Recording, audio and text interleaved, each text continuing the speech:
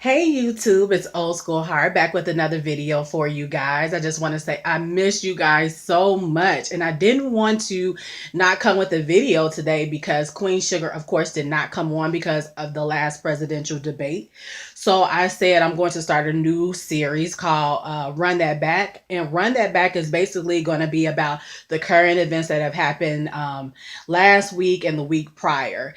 Because Queen Sugar didn't come on, I thought it would be a good idea just to go ahead and start this new series. However, Run That Back will probably be on Saturdays or Sundays that I upload them for you guys. That way, the whole week is through.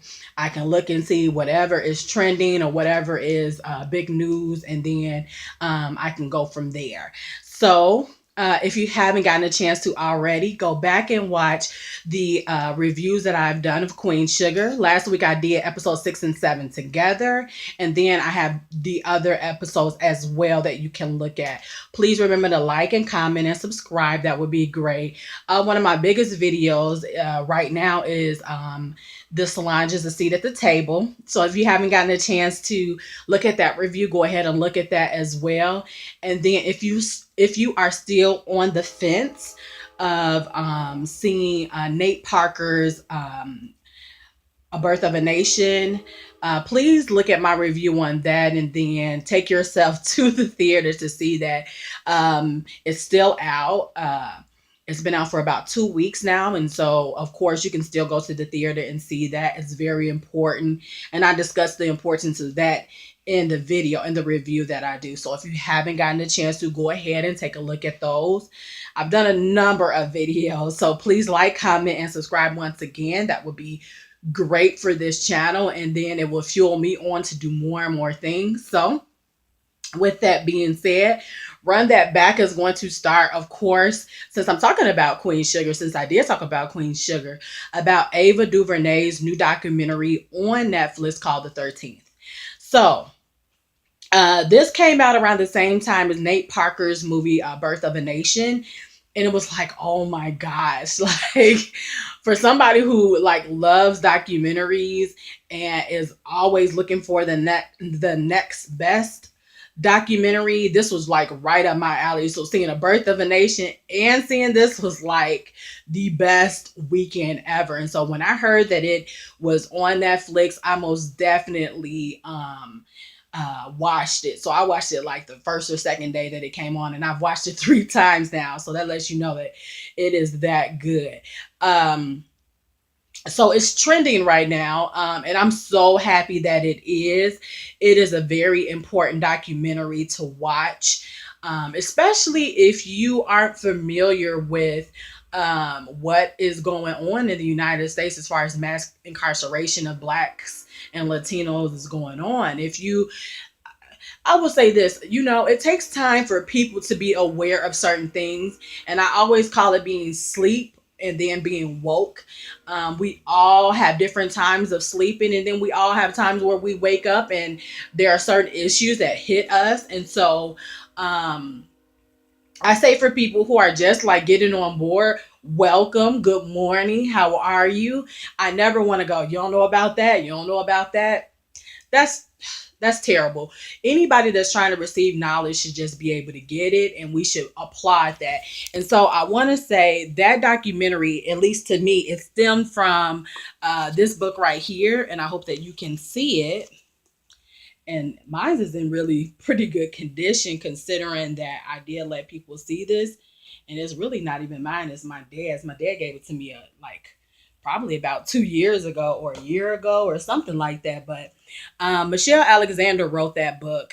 And she's a really good author. Y'all gotta check out just y'all got to hear this sister speak. And she is actually in the documentary talking. But to me, the documentary stemmed from Michelle Alexander's book, The New Jim Crow, and which she talks about the mass incarceration that has increased over the number of years, and how just different situations stemmed incarcerating our Black males, beginning way back. well, actually, you can go back into after slavery, where we were incarcerated for goofy things like adultery, walking on the same street as a white woman, um, loitering, all of that type of stuff we were incarcerated for. And there's actually another documentary that you can check out that I saw a number of years ago called Slavery by Another Name, in which they talk about the incarceration of black males after slavery, and how those black males were used to build railroads, to start products, and basically free labor. That's what it was. And so to me, the 13th documentary basically follows up after that, because since it's such an old documentary, it doesn't get into like the late 70s and 80s and the 90s into the 2000s. And so this to me is a continuance of the discussion that was in Slavery by Another Name.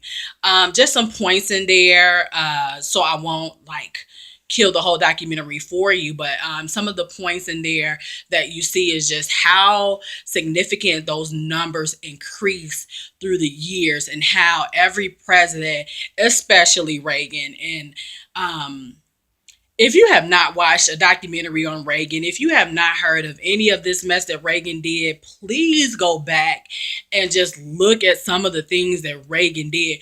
Reagan jacked it up for every person that I know. Like, my father has such a demise for, or I'm not going to say a hatred. He just has a strong dislike of Reagan. And if you look at some documentaries or you read a little bit, and even if you look at the new Jim Crow, you see why people dislike Reagan so much. And so this documentary hits on Reagan, and this Just Say No with Nancy that he went on, this rant, this crusade that he went on to save the lives of black folks.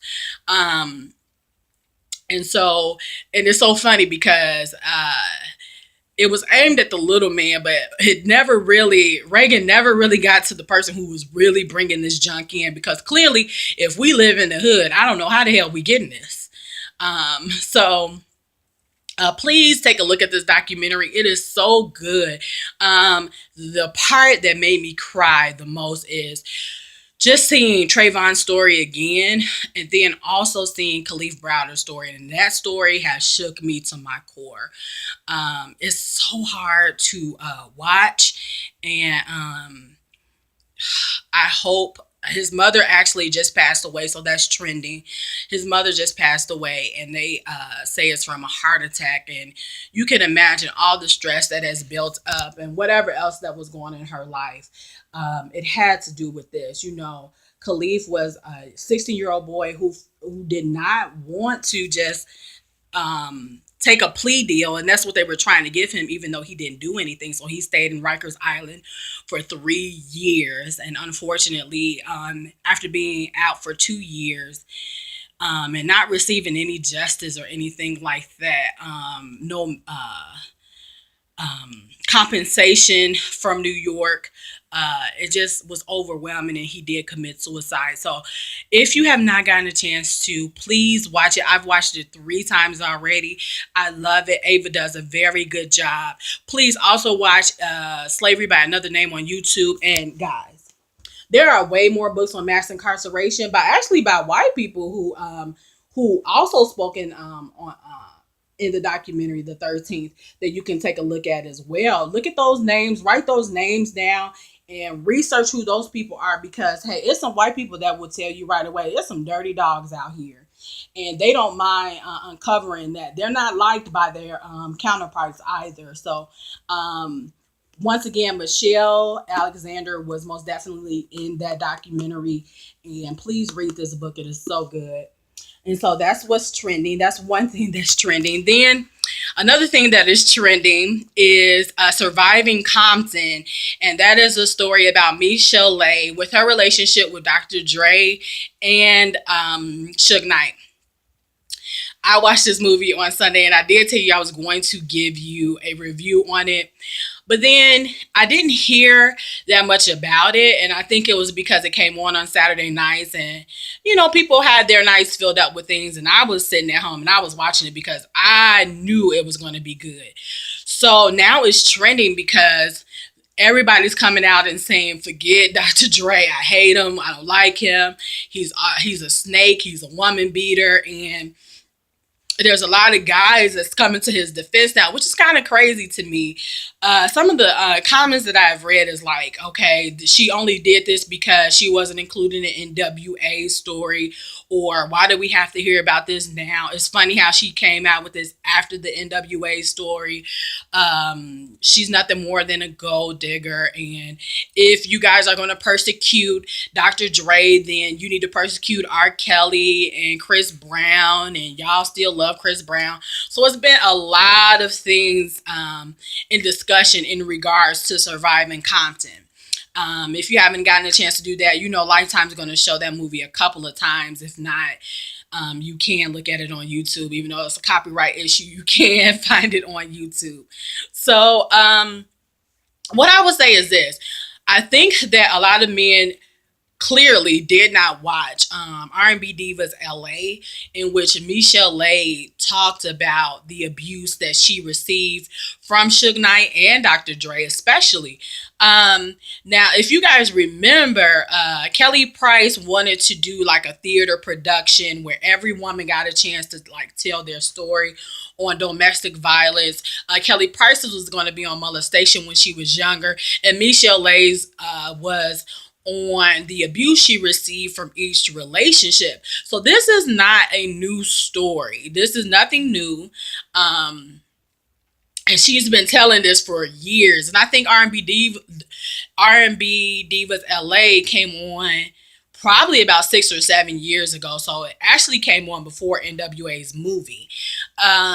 Will I say that she probably got more of a backing for filming the movie after NWA? Yes, I will. But the story itself is old. And what I would say is this. We may not have been there to see the actual abuse. But there was a documentary that they did on Interscope, and the label that Dr. Dre and Michel'le was on, not Ruthless Records, Death Row Records. There's a really good documentary, and I cannot remember the name of it, where they expose like the background people financially responsible for Death Row Records, and I can't remember what that was, but Michel'le was featured on that, and it just talked about that whole story. But on those clips that I did see her on, she did look a little bit apprehensive and did seem a little bit sheltered or a little bit more put behind. What I will say about the movie, if I had to give a critique, was I don't know if she sung on there or if she let somebody else sing her lyrics or sing the different parts on there besides her actual songs. I didn't really hear her voice, and I just thought that was kind of bogus. I kind of wanted to hear her voice a little bit more, and it didn't sound like that was her singing, so I'm not sure if that was. So that's my only bad critique. Other than that, I mean, at first, like most people say, her voice, her coming and talking after a scene was kind of a bit annoying at first, but you kind of got used to it and you kind of appreciated it that she came and explained herself at the end. So I'm not here to pick sides or anything like that, but I will say this. I'm more so leaning towards the fact that there was some apprehension with her, and she had been telling this to begin with. And if you look at the clip from the first reunion that they have, Wendy Williams asks her about like her relationship with Dre and Suge Knight, and she answers that like Dre doesn't really keep in contact with her daughter very much, and he did not want her to come out on R&B Divas LA. And I think he might have tried to stop her, but I mean, he didn't have no power. She got to do the show, and she's actually been doing that show for quite a while. I don't know if they're coming out with a new season or not, but that is also what is trending right now. But it's kind of funny because a lot of the guys, you have to kind of give them a little bit of a slide for this. And I'm not making a total excuse for them, but I mean, the guys were not watching R&B divas. They just weren't. So a lot of them don't know that Michel'le had already come out with the story.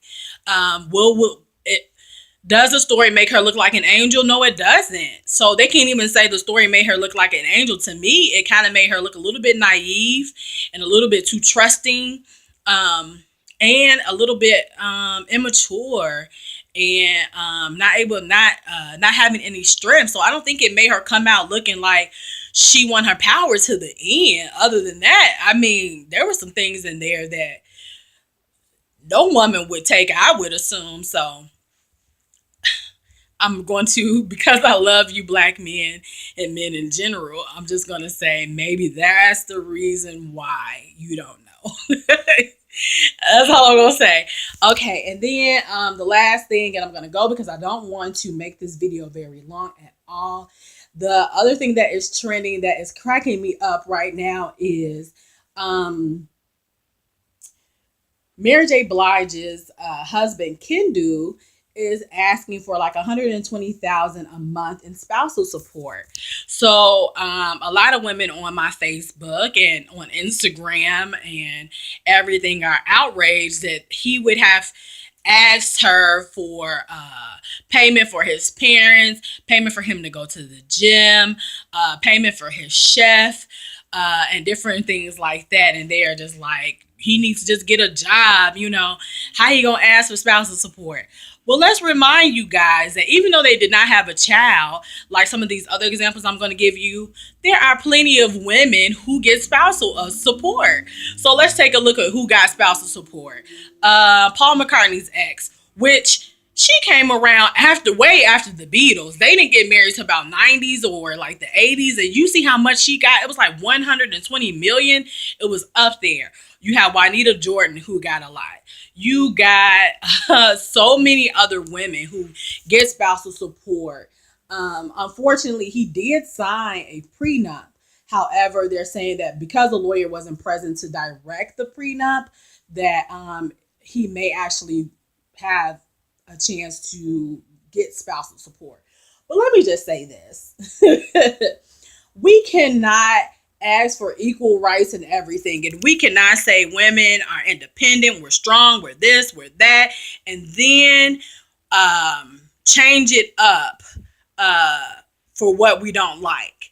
Now, Kendu was her manager as well and had worked with her for a number of years and did very well as her manager. I mean, as well as he could do, you know. And so clearly after the relationship is over, she's not going to want him to be the manager anymore, which means that he loses his income because the divorce is, you know, coming to fruition. Sorry. So he loses money himself. And yes, he needs to be finding another job, and he's got a good resume. He did pretty good with her, so he can do that. But he's completely out of work on top of that, which is why I'm pretty much against having a mate as your manager. I don't ever see that working very well, and I don't know a couple where that does work very well or that where it has worked very well. Faith Evans was another person who had her husband as manager, and then they divorced. So I mean, there's a number of people who have done it, but I haven't seen a successful couple. And if you have, leave me a comment. But women, we cannot have a double standard on this. There cannot be a double standard on this. If most women are receiving spousal support after being married and they really didn't do anything in the marriage, or they did do anything in the marriage and they received it, then men should receive it as well. I think the reason, like I said, the reason why he is asking for it is because he was her manager at a point in time. And so he loses out big because they're not together anymore. And clearly she's not going to want to work with him. Oh, there is one couple who actually Patti LaBelle's husband was still her manager after they divorced. And he did very good with her. And I don't know if he's still her manager, but I know for a very long time after they were divorced, they still worked together and he was her manager. So I am not quite sure about that, but I think that's one great example, but that's about it. But I mean, ladies, we have to keep it real. It's not fair. It's not right. If that is the case, then we need to end spousal support for everybody. Nobody should get it, men or women. Hey, if Halle Berry has to pay up every month to her husband for child support, then Mary J. Blige can do the same. So that is what is trending. I hope that you guys took the time out to also watch the last presidential debate tonight. I will say this, and this is my last trending. Um, that debate did nothing for me either. I'm not in favor of either one of the candidates. Trump showed me tonight one thing that stuck out to me tonight, and it's opposite of what the news is saying at this current time. But the one thing that stuck out to me out of all of this mess was the fact that Trump